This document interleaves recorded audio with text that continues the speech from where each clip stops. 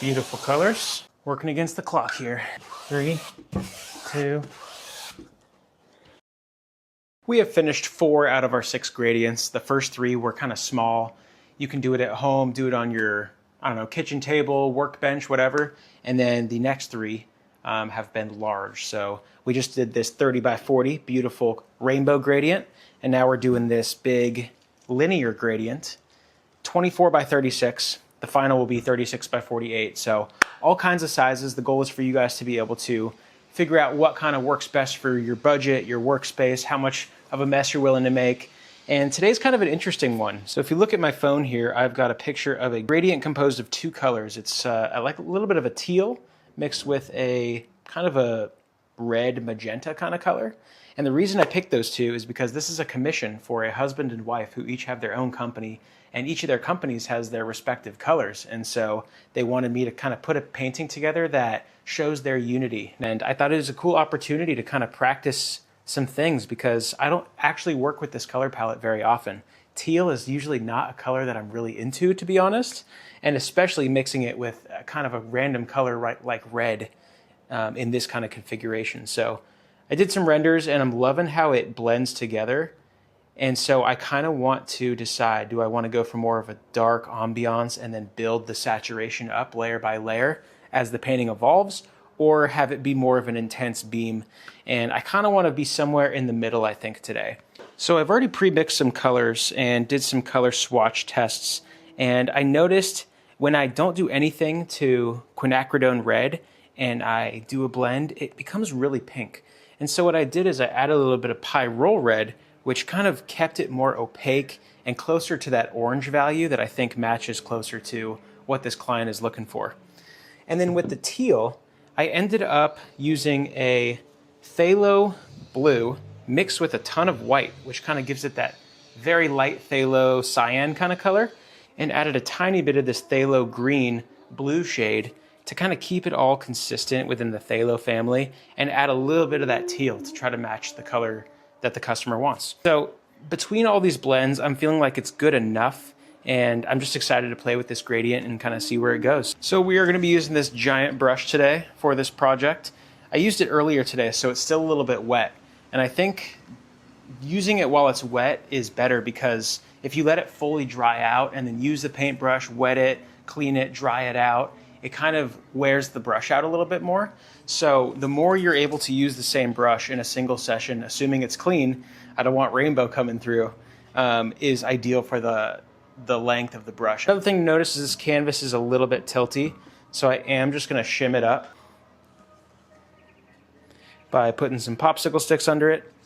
Now it's nice and tight. All right, so just a linear gradient, and I'm going to decide how much to go left and right until it looks good to me. From my tests, you don't need too much light in the middle, especially because there's already that phthalo teal color, which will have enough white in there to compensate. So maybe a little bit more on the red side, perhaps. I'm going to put the red side over here. Really get that nice deep red color. Now the black is so overpowering that it's okay to have the red come pretty far out.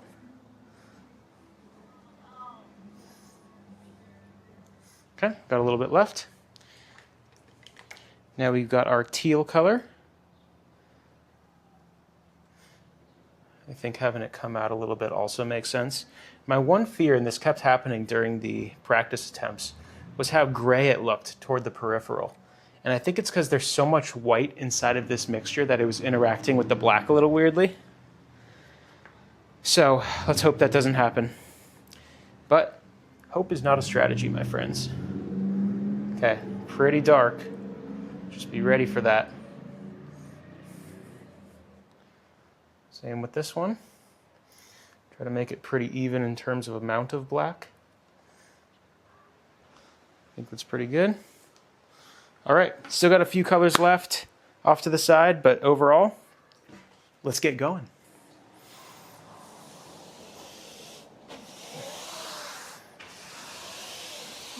Beautiful colors. Moved a little bit. Now I'm seeing it's probably not watery enough. I'm also seeing how that teal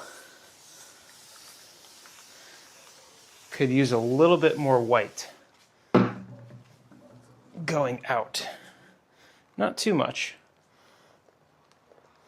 Just like that. Ooh, that might have been too much. I'm hoping I didn't use too much water as well, because that can always complicate things. But the issue with doing linear gradients is you cannot go back and forth too much, because each side has to be fluent to the other side.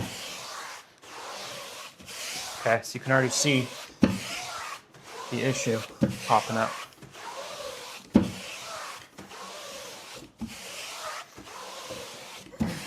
Okay. I mean, it's nice. It just has to be kind of honed in a little bit.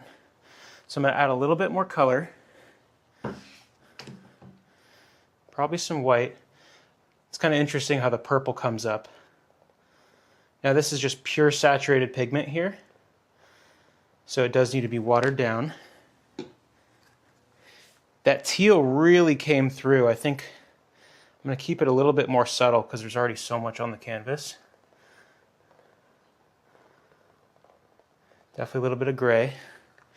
And then I think I want this red to be a little bit less pink, so I'm just going to add more of it. I am liking how the darkness up here comes down, and I kind of want the darkness to be symmetrical on the other side. One other little observation, notice how I was unable to get all the black all the way across over here. Just keep that in mind.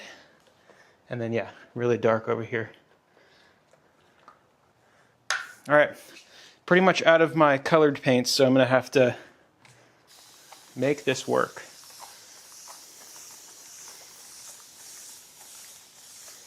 Still beautiful colors. Okay. Maybe just get it in the spot you like. If there's some streaks, I think there needs to be just a little bit more black coming from over here. Like, I know it's going to be gray. I know it will, but it's okay. Maybe a little bit more red. Working against the clock here. Might as well throw some white in the middle.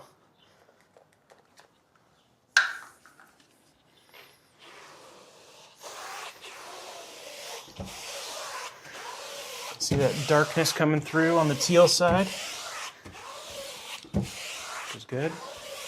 Gotta go a little bit more left and right now. Definitely a little streaky, so just keep it up. I'm gonna throw a little bit of water on there, just because the streak's getting a little gummy and sticky, I think.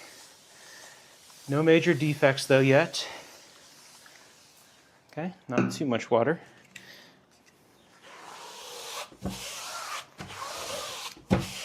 Okay. Really push it in the canvas. You're approaching your final stroke, so just keep that in mind. 3, 2. Do a little bit more.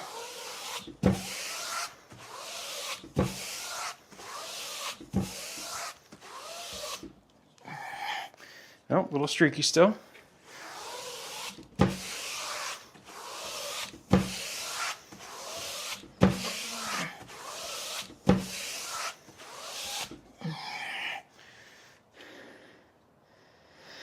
Okay. Definitely some streaks over there, but I'm liking how much the black came in. And a little bit of lines in the background isn't the worst thing in the world. I'm happy with the color palette, and that's really what matters. So yeah.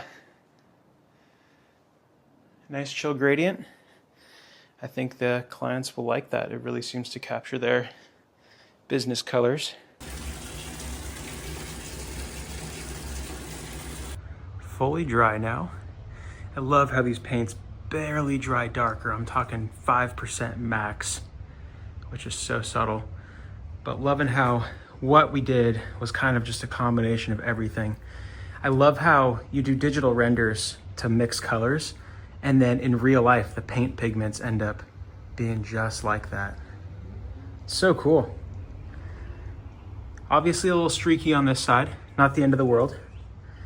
This is gonna make a great background for some really cool effects. It's not required, but if I have extra paint that is meant for all these gradients that we're doing, I like to cover them and then label if it was a mixture. So you can see that's phthalo blue green shade plus titanium white plus phthalo green blue shade. And now we've got our perfect teal color. Same with this red here, quinacridone red plus pyrrole red plus titanium white. So that way I know how to color match this gradient for the future.